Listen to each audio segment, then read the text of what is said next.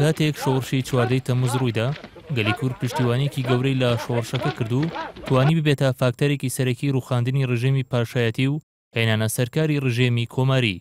بەڵام عەبدولکەریم قاسم هەردوو لەسەر بنەماکانی شۆڕش و کارکردنی بە بنەماکانی مادەی سێی دەستووری کاتی عێراق و ئەو مەفانەی بە کورد درابوون پەشیمان بووەوە. هەرچەندە سەرکردایەتی کورد هەوڵیدا پەیوەندیەکانی لەگەڵ حکوومەتی ئەو کاتەی عێراق ئاسایی بکاتەوە، بەڵام هەوڵەکان بێسوود بوون. لە سەرەتادا عەبدولکەریم قاسم سەندیکە پیشەیەکان و قوتابیان و لاوان و ئافرەتان و دەستگاکانی بڵاوکردنەوەی کوردی و ڕۆژنامە و گۆفارەکانی داخست. لە 6 ئەیلولدا هێشتا بڕیاری شۆڕش نەدرابوو، فڕۆکەکانی حکوومەتی عێراق بۆردومانیان بۆ سەر پێشمەرگا دەست پێ کرد. لەو کاتەشدا لەسەر داوای عەبدولکەریم قاسم نووری شاویز ئەندامی مەکتەبی سیاسی پارتی بۆ دانووسان لەگەڵ حکوومەتی عێراق ڕەوانەی بەغدا کرا، بەڵام دانووسانەکە هیچ ئەنجامێکی نەبوو. سەرنجام لە 11 ئەیلولی 1961دا پارتی دیموکراتی کوردستان با دروشمی یان کوردستان یان نەمان بڕیاری شۆڕشیدا، ئامانجی شۆڕشەکەش ئۆتۆنۆمی بوو بۆ کوردستان.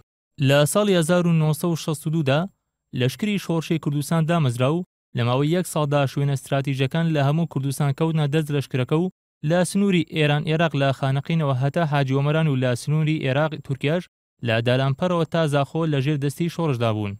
لە ساڵی 1963دا باسیەکان کودەدایەکی سەربازیان بە سەرپەرشتی عەبدولسەلام عارف ئەنجامدا و عەبدولکەریم قاسم لە 3 دارەدرا.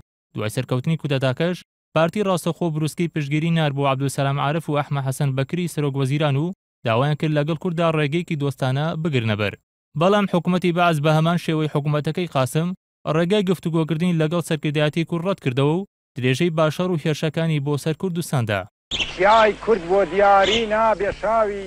سەرنجام دوای 9 ساڵ لە هەڵگیرساندنی شۆڕشی ئەیلول و دوای 2 ساڵ گفتوگۆی چڕی نێوان سەرکردایەتی سیاسی کورد و حکوومەتی ئەو کاتی عێراق لە 11 ئازاری 1970دا ڕێکەوتنامەیەکی 15 خاڵی ڕاگەێنرا کە بە ڕێکەوتنامەی 11 ئازار ناسراوە.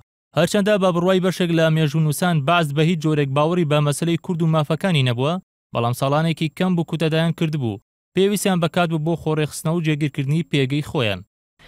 ئەوانەش نەقدی ئیتیفاقی ئازاریان بەو شتانە زۆر جاریان کردنە ئەو هەر ئەوە زۆر جار کرد، بەڵام ئێمە تەحملمان کرد لە بەرخاتری شعبی عێراق عام بۆ خاتری کورد و عەرەب ئێمە یعنی تەحملمان کرد و وەکو ئەوان کە خیانەتیان کرد ئێمە خیانەتمان نەکرد.